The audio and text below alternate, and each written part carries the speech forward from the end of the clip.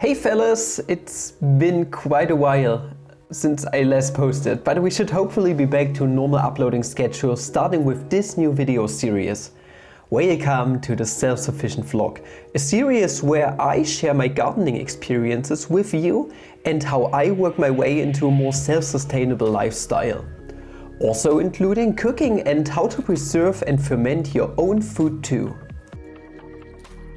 Before we can get into the gardening side of things though, I first needed to do some terraforming. Our property was completely overgrown with weeds when we bought it, and last year I only cleaned up a tiny space to use as a garden. Now that the house has been built though, and after removing the huge pile of dirt that was covering up most of our property, it was finally time to frame my very first planting bed using flat 1 meter long concrete stones. It was late winter when I built the bed, if you are curious by the way. After installing the last lawn border, the planting bed amounted to a total area of 24 square meters, giving me enough space to cultivate anything from potatoes to eggplants this season.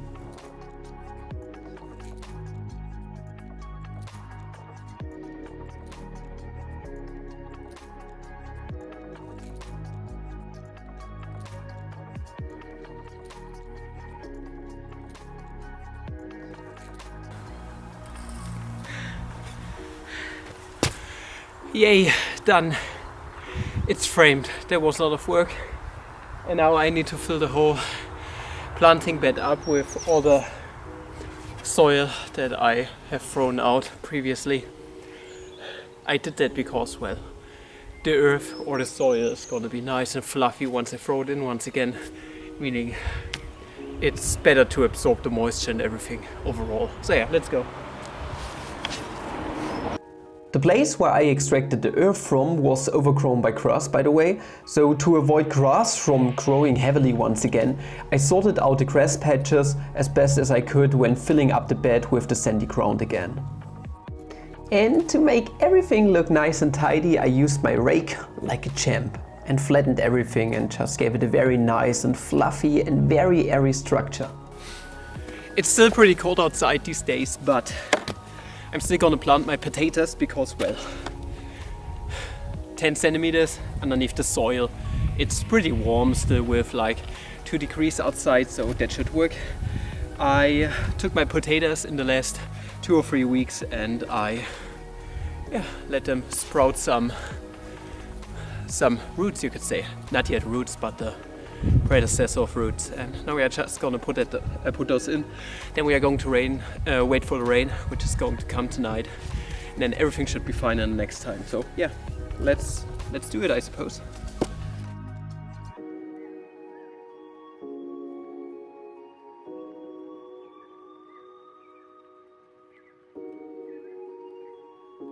Right, that only took like 10 minutes. It's a rather tidy potato setup. 27 potato plants. I could honestly have chopped those seedlings into and doubled the amount of potatoes, but really doesn't matter. I only have a certain amount of space in my gardening bed, planting bed, and I want to use it for other things too. And also, we're only 2 people in our household, so yeah, those should be more than sufficient considering 1 potato plant brings about 5 to 20 potatoes if they are grown the right way. So yeah, and now we are going to wait for it to rain such that I don't need to water my planting bed. Okay, let's continue with the strawberries. I know this doesn't look like there are any strawberries here, but there are everywhere. It was just a damn winter and now the spring everything is just growing over with grass and leaves. But as soon as I wiggle the leaves up, which came down from the acacia tree, from the fake acacia, I can already find my boys the strawberries, and now I can just basically pick them up. It should be fairly easy. Just moving my way into the soil and getting them out, and then I've got myself some beautiful strawberry plants which are ready to plant in once again. You see that? Yeah, they are. This right here is a Toscana one. They are beautiful, they are nice and red, but also have a little pink sheen to them. They are great. Yeah, gotta get rid of some of those old parts, and then after wiggling those and putting them into the water a tiny little bit to wash them out, they should be ready to plant in. Beautiful, right?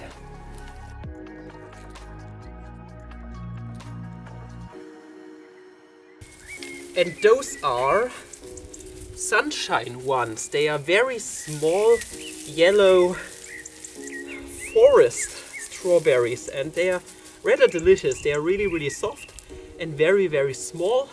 They turn white at first, very white, and then in a matter of one day yellow, and they are cool. And they like it to be in a shadowy place, at least a tiny bit, so I need to get some shadow over these. But yeah, they got some nice roots, they are very healthy, and they are already ready to, yeah, sprout once again for next season.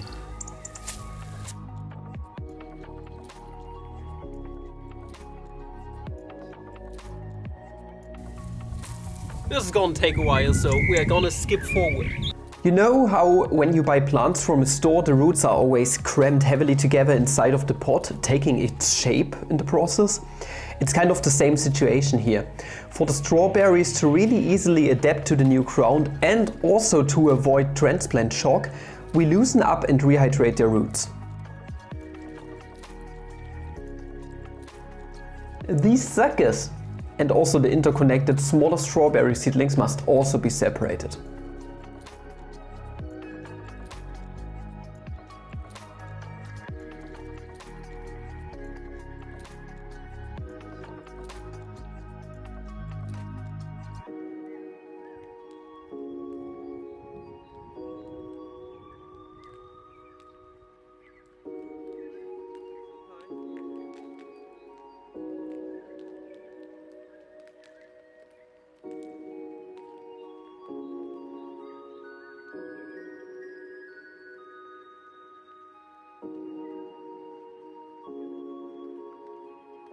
With that done, I could move to my next vegetables, namely onion and garlic, which make for some of the best strawberry neighbors since their smell keeps bugs away from my precious plants.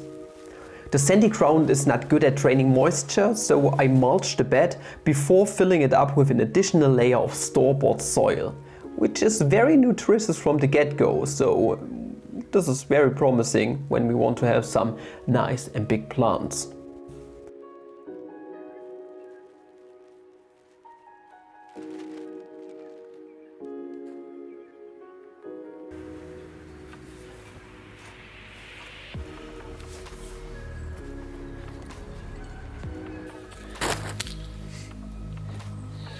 Onions and garlic need a very fluffy ground, which is not gonna absorb the moisture too much. It needs to stick it down into the floor. So yeah, that's why I was using rotten bark, you could say, and also some new earth, some new soil to make it easy for the onions to sprout.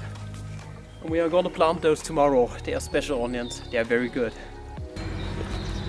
So I just now watered the ground because it was still a bit frozen, at least at the top. The strawberries are doing pretty well. They seem to have worked their way through the cold night. Yesterday evening I was preparing some onions. They are very special ones. They are pretty expensive, to be honest. White onions, which are pretty sweet. They are from France. They are called Cevennes onions, and yeah, if you take a closer look, you can see that overnight they already started to sprout a tiny little bit. Let me see if I can find a nice specimen like this one here. Can you see the small roots? They're already pretty good. I can plant them into the soil and nature will do the rest. After planting those into the soil, I'm gonna cover those with chips from my jointer, such that they get a nice frosty protection. And also it will trap the moisture a tiny little bit. And at some point they are going to start growing onion greens.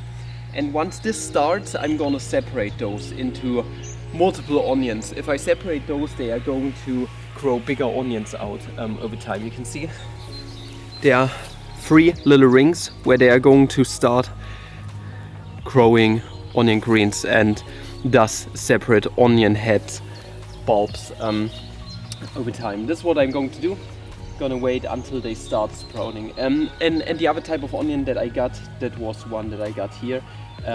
They are pink onions, and they are from Italy, and they are also pretty expensive. I think for about 50 onions from both sorts I paid about 40 bucks, 40 euros, so that's about $45. And yeah, those are pretty good. I already tried them out, tasted them, and they taste pretty damn nice. So yeah, we're going to place those in the soil. I also got some garlic, and yeah, then we are going to prepare it a bit further.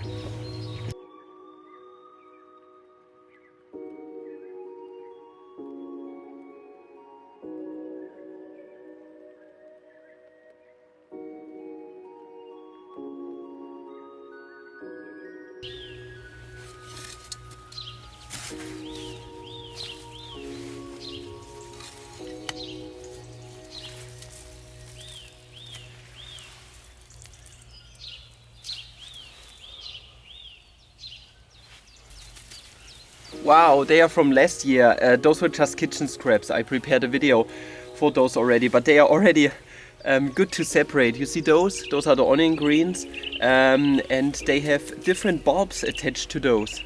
And yeah, those were from last year, and I can separate those and now plant them individually into the planting bed. That's amazing. That's so amazing. Yeah, I think that's about it. And now for the scallions. And they are looking amazing. Those are already the second generation. I already planted those 2 years ago, and they still look damn fine. And this right here is, I think, just wild garlic. Yeah, but the one that is not growing any bulbs, that is just the one which is gonna distribute garlic green at the top. Yeah, it's also one that I have planted quite a while back. Yeah, great. I think I got everything that was still here. Last generation and the one before that.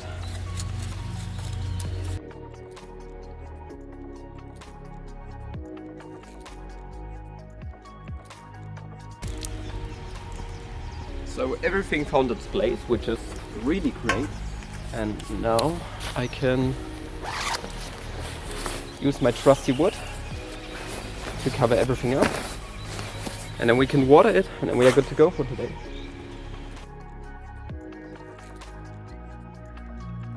And that's already about it for episode 1 of the Self-Sufficient vlog, and I hope you enjoyed what you have seen today. The garden is doing amazing this year, so you should definitely keep watching the series for more wonderful self-sufficient content. Next episode, by the way, is gonna be very exciting, and it will include the appearance of Wismaker's brand new L1 laser cutter and engraver, so make sure to tune in again. It's seriously gonna be an amazing experience. But up until then, I'm wishing you guys a flammable day, and please stay safe. Ciao!